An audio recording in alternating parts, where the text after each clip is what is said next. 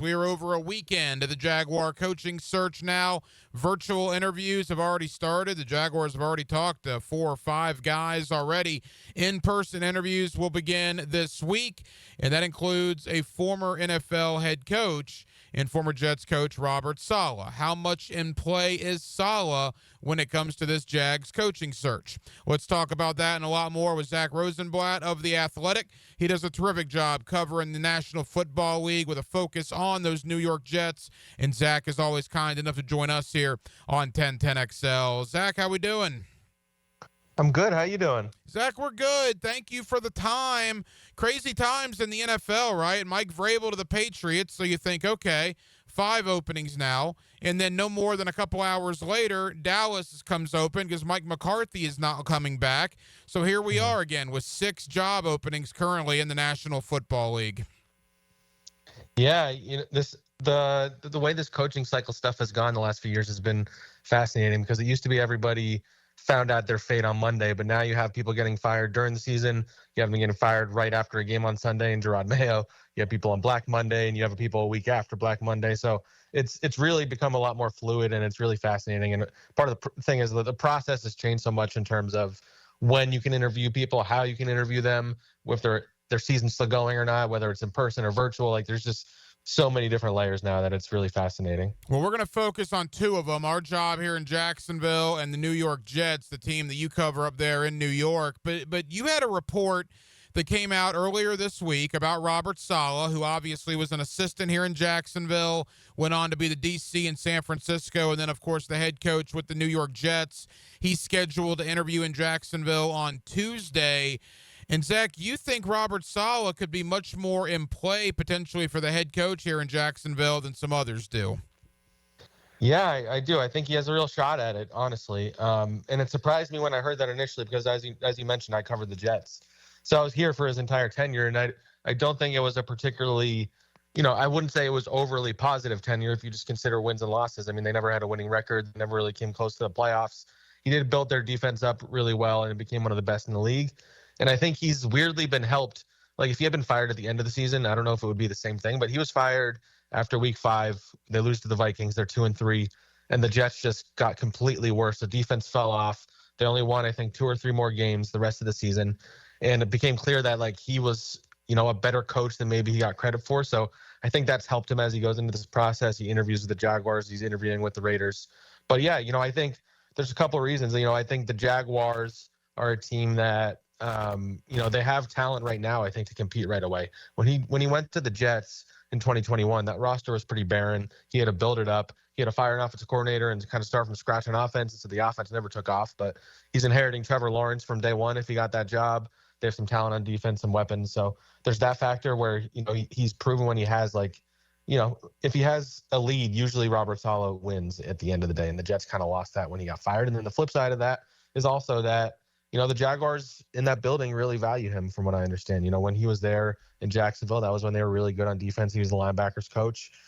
He's maintained relationships with people in that front office, and he just missed Trent Baalke in San Francisco, but I think they know each other pretty well too. So I think there's a lot of logic there in terms of, relationships built over the years. As you can imagine, again, Zack Rosenblatt of The Athletic here with us on 1010XL. As you can imagine, people here in Jacksonville want the young offensive guy, right? Whether it's Ben Johnson, Liam Cohen, Joe Brady, those are the 3. I think Aaron Glenn is growing on some people here in Jacksonville. Me personally, and I mentioned this last week, Zack, I would not mind Robert Saleh. Now, a lot of it would come down to who he hires as his offensive coordinator, but if it were to land on Saleh, I think the reaction from the fan base would probably not be positive, but I think they could do a lot worse, I guess, than Robert Saleh. I would not hate that hire.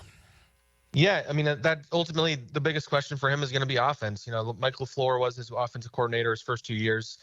They were inconsistent and they definitely were flawed, but it turned out he was their best coordinator, and Woody Johnson made Robert fire him. I wouldn't be surprised if, hypothetically, LaFleur would be somebody he'd be interested in bringing over. And LaFleur has some experience now, and he was in McVay's system. But, yeah, ultimately, it's about the offense because he's more of a defensive coach. He's very involved on that side of the ball. I think he's involved in all 3 phases, but especially on defense. And so, yeah, the big question for any non-offensive coach is always going to be who's going to be your offensive play caller, and that would be the question he has to answer when he talks to the brass on Tuesday. Zach, in talking to people around the league since the head coaching searches have begun here in the last week or so, how much of a deterrent is Trent Baalke being here in Jacksonville to some of these candidates? Yeah, it's a good question. I think generally head coach is going to prefer a place where the GM is open as well as the head coach. I think it is just more appealing to go on the same timeline as the GM as opposed to coming into a lame duck GM who's trying to, hypothetically save his job while trying to win right away when the coach maybe wants to build it out and not rush things. And so I think in that sense, it definitely is less appealing than, maybe another job would be where the GM job is open as well. And then, Baalke, I don't think has the best reputation. He hasn't done a great job building out teams over the years, and I was pretty surprised, frankly, that he kept that job. And I think a lot of people were. I think between him and Joe Shane in New York, I think people were really, really surprised that those two guys wound up being safe. And I don't know if it's hurt them in terms of the search yet because they haven't done a lot of their interviews just yet. But I think we'll find out based on, if they wind up with Robert Saleh, you could maybe argue that is partially a result of Baalke still being in the building, because I think Robert would probably be fine with working with Trent, whereas I don't know that like a Ben Johnson or a Liam Cohen would. Yeah, I can tell you the Jaguar fan base was probably flabbergasted would be the right word last week when Trent Baalke was announced that he was going to be retained by Jaguar owner Shad Khan. A couple more for Zack Rosenblatt of The Athletic. The New York Jets job is open as well. I don't think Jacksonville and the Jets are necessarily competing for the same people. Zach, you tell me, you're a lot closer to it. What are the Jets looking to do with their opening? Yeah, they've had a pretty wide open search. I think they've talked to more than 10 candidates for both GM and head coach. A lot of their candidates are guys that have past head coaching experience, and some of them aren't that exciting. People like Steve Spagnuolo, I think the Jaguars are going to talk to.